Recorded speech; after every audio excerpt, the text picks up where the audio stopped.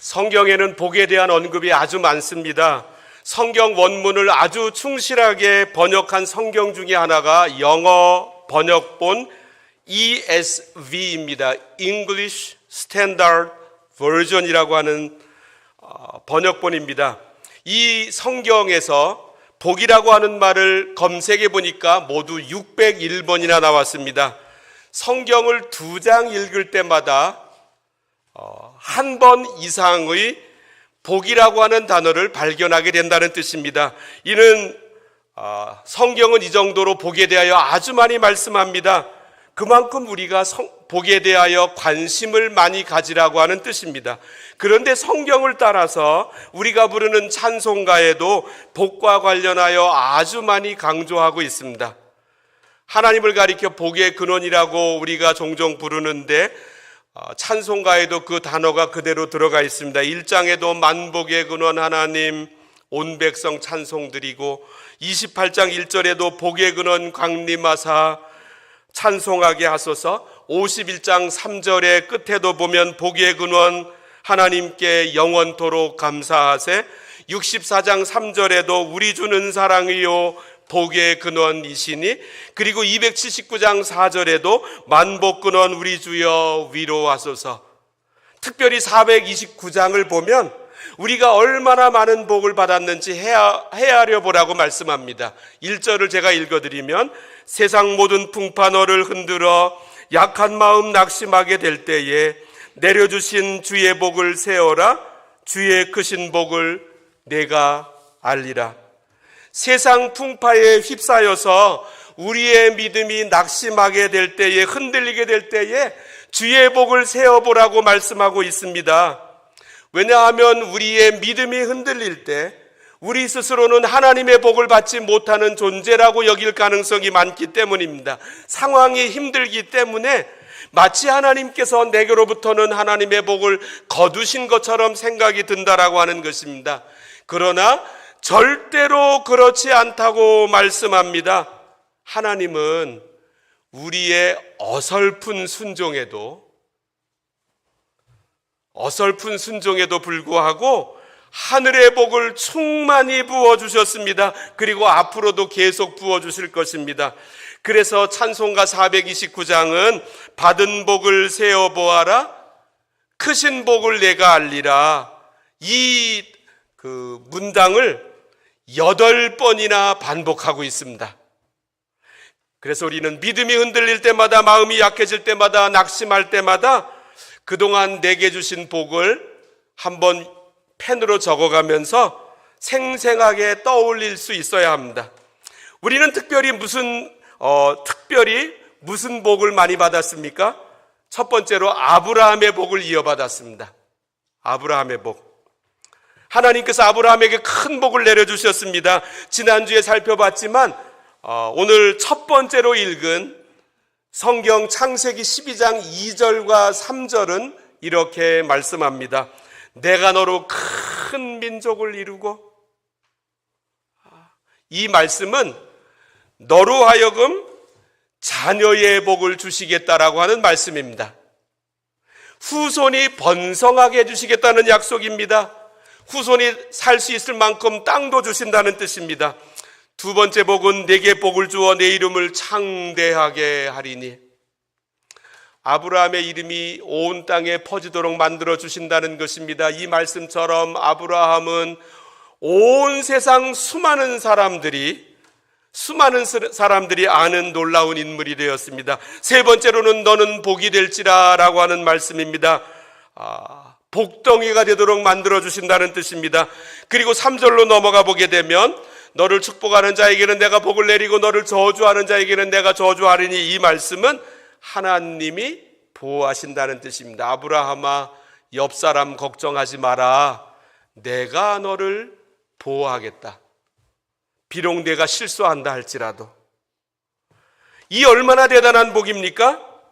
그런데 이 복은 아브라함만 향한 복으로 끝나지를 않았습니다. 이 놀라운 복은 아브라함의 후손에게도 향하게 되는, 상속되는 복입니다. 누가 아브라함의 후손입니까? 예수 믿는 모든 사람들입니다. 바울은 예수 믿는 믿음을 아브라함을 통하여 설명하고 있는데 로마서 4장은 이렇게 말씀합니다. 아브라함의 믿음에 속한 자에게도 그러하니 아브라함은 우리 모든 사람의 조상이라. 로마서는 로마 이방인들에게 보낸 편지입니다. 그런데 그들도 아브라함의 후손이라고 말씀합니다. 모든 믿는 사람들은 아브라함의 후손입니다. 우리도 아브라함의 길에 서 있습니다. 아브라함 안에 우리 모두가 들어 있습니다. 육신적으로는 유대인이 아니지만 예수 믿는 모든 사람들은 다 아브라함의 후손입니다. 이 사실을 갈라디아서 3장은 이렇게 말씀합니다. 그런즉 믿음으로 말미암은 자들은 아브라함의 자손인 줄 알지어다.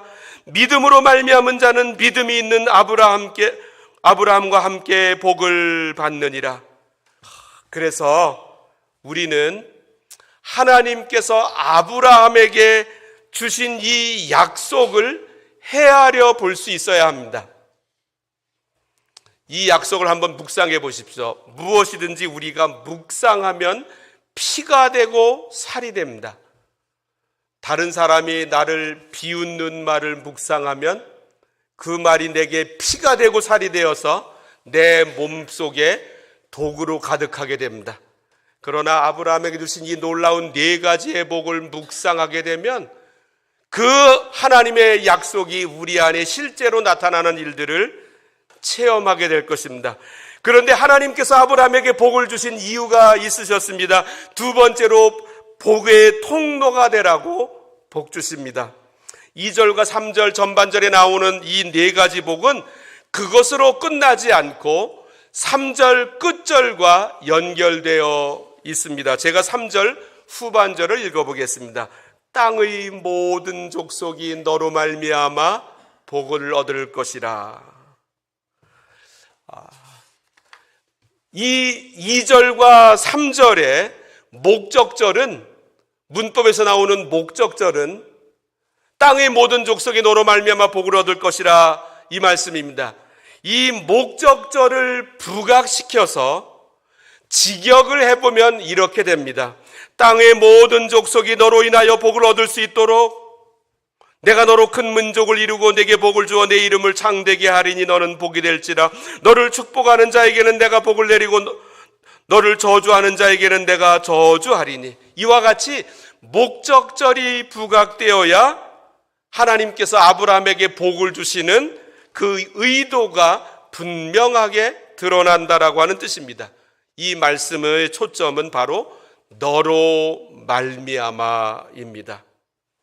아브라함의 복으로 끝나지 않고 아브라함을 통하여 온 세상 만민들 속에 하나님의 복을 얻게 하시는 것이 아브라함에게 복을 주시는 하나님의 유일하신 이유입니다. 그래서 하나님은 아브라함과 그의 후손들을 하나님의 복을 나누는 매개체로, 유통의 통로로 만들어 주시겠다는 것입니다. 이 사실을 갈라디아서 3장 8절에서도 이렇게 말씀합니다.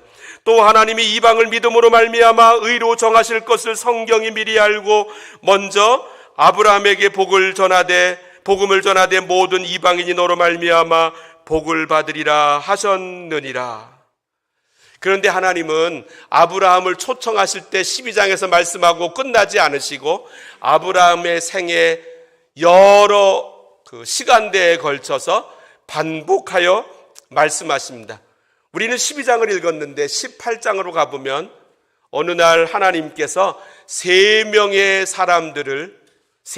천사들을 사람의 모습으로 아브라함을 찾아가게 하십니다. 그리고 아브라함에게 이러한 축복을 하게 하십니다. 아브라함은 강대한 나라가 되고 천하 만민은 그로 말미암아 복을 받게 될 것이 아니냐. 또다시 이 말씀을 확인해 주십니다. 뿐만 아니라 그때로부터 4장 뒤에 있는 창세기 22장은 아브라함이 이삭을 하나님께 바치는 사건인데 거기에서도 이렇게 똑같이 확인해 주십니다. 내가 내게 큰 복을 주고 내 씨가 크게 번성하여 하늘의 별과 같고 바닷가의 모래와 같게 하리니 내 씨가 그 대적의 성문을 차지하리라. 또 내 씨로 말미암아 천하 만민이 복을 받으리니 이는 내가 나의 말을 준행하였음이니라 하셨다 하니라. 아브라함이 하나님 앞에 믿음의 삶을 살았더니 내 씨로 말미암아 천하 만민이 복을 받게 될 것이라고 똑같이 말씀하십니다. 우리 부모님들의 큰 관심, 가장 큰 관심은 자녀들에게 있습니다. 그런데 오늘 말씀에 또 내 씨로 말미암아 천하 만민이 복을 받으리니 이는 네가 나의 말을 준행하였음이니라 라고 말씀합니다. 자녀들을 닥달할 것이 아닙니다. 내가 하나님 앞에 아브라함의 생애를 살게 되면 이 아브라함의 복이 우리의 아들, 딸들에게로 흘러간다는 것입니다. 그런데 이 아브라함에게만 이렇게 나타난 것이 아니었습니다. 그의 아들 이삭에게도 똑같이 나타나셨습니다. 창세기 26장을 보면 여호와께서 이삭에게 나타나 이르시되 내가 너와 함께 있어 내게 복을 주고 내가 이 모든 땅을 너와 내 자손에게 주리라. 내가 네 아버지 아브라함에게 맹세한 것을 이루어 네 자손을 하늘의 별과 같이 번성하게 하며 이 모든 땅을 네 자손에게 주리니 네 자손으로 말미암아 천하 만민이 복을 받으리라 말씀하셨습니다. 하나님께서 아브라함에게 그리고 아브라함에게 자손에게 계속 확인하여 주시는 말씀은 큰 복을 주시는데, 큰 복을 주시는 이유는 내 자손으로 말미암아 천하 만민이 하나님의 복을 받으라, 여기에 있다라고 하는 뜻입니다. 우리의 아들, 딸들이 학교에서 공부하고 있습니다. 이 어린 시절, 젊은 시절에 공부보다 더 중요한 것은 없습니다. 공부가 싫다라고 생각하던 분들도 결혼하여 아이를 낳으면 공부보다 더 중요한 것은 없다라고 하는 사실을 절실하게 깨닫습니다. 그런데 우리의 아들, 딸들이 공부하는 이 학교에서의 교육 이념이 무엇입니까? 학생들의 자아 실현을 돕는 데에 있습니다.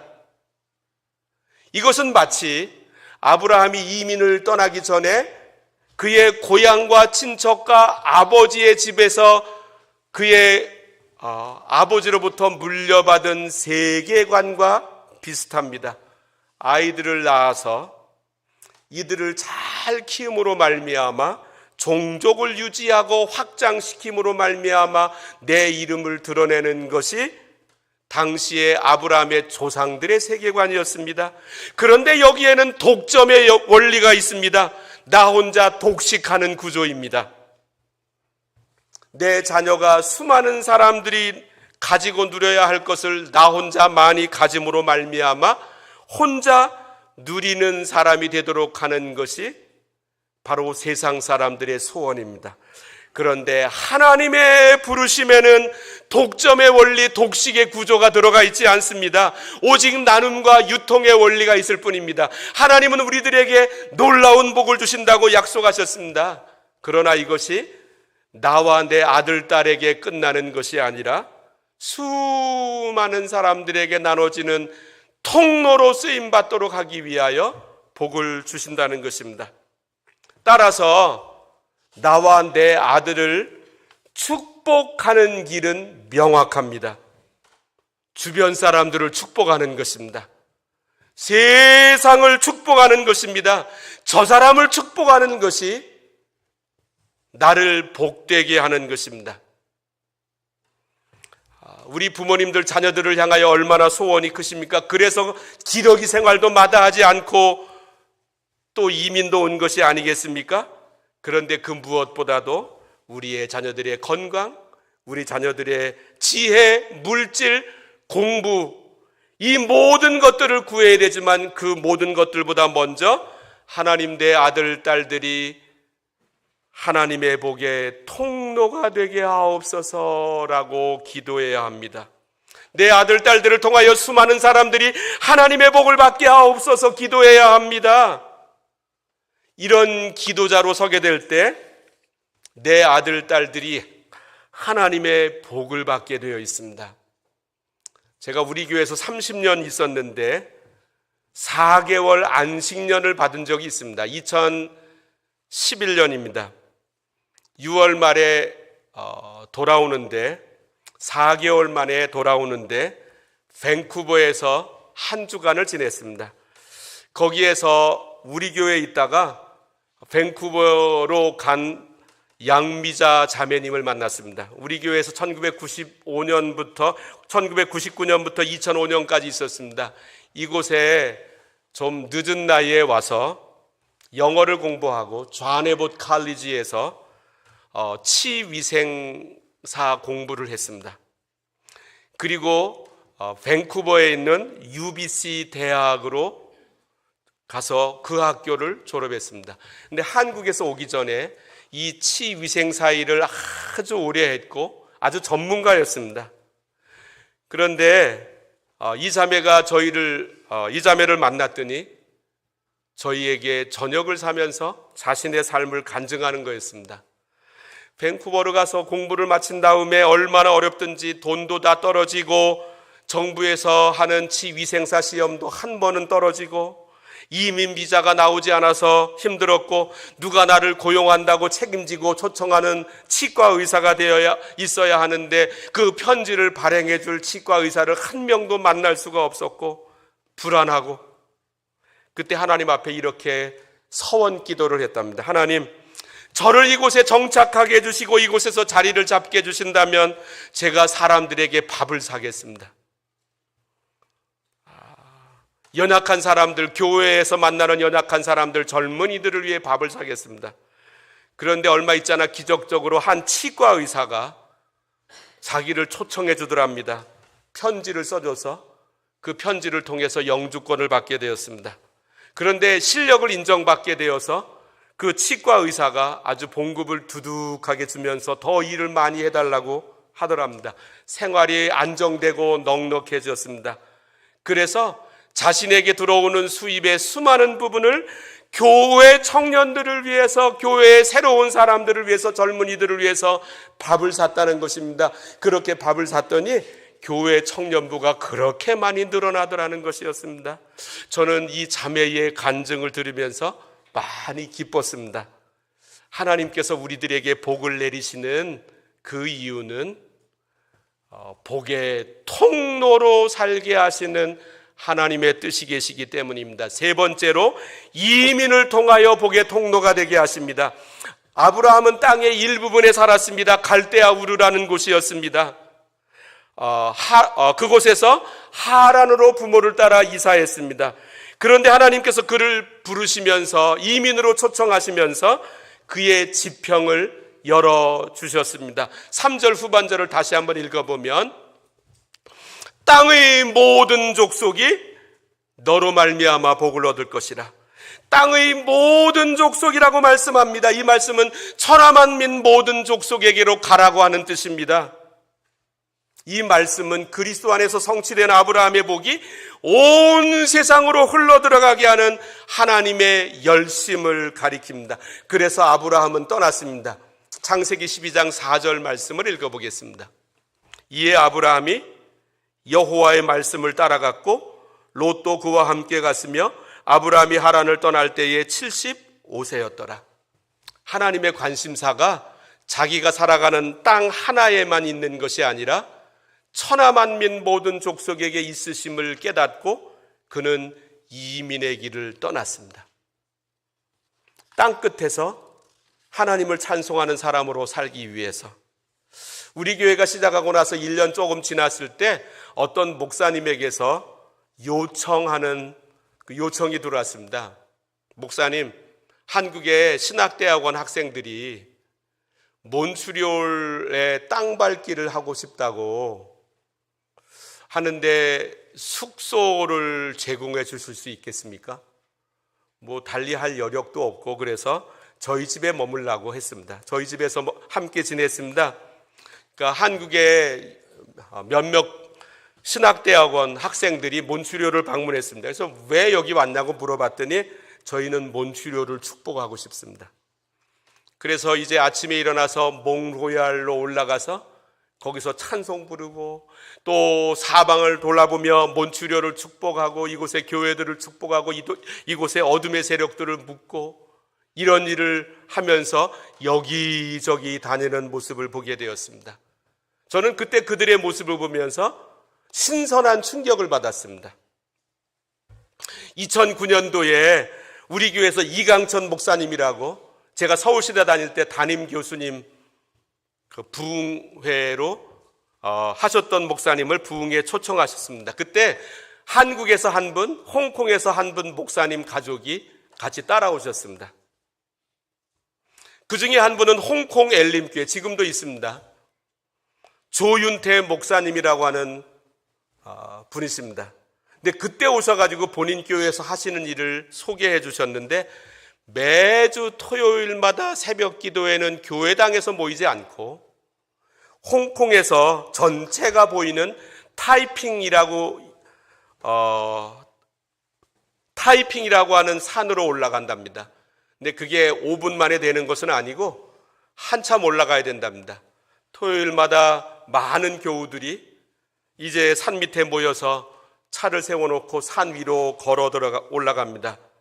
거기에 산 위에 올라간 다음에 홍콩 복음화를 위해서 찬송 부르고 기도하고, 본인들이 전 세계에 파송한 선교사님들을 위해서 기도하고, 교회를 위해서 기도하고, 비가 오던 바람이 불던 여기처럼 춥진 않으니까 눈이 없는 그곳에서 2시간 동안 찬송 부르고 기도하고 하다가 내려온다는 것입니다. 지금까지 한 주도 빠지지 않고 행한다는 것입니다.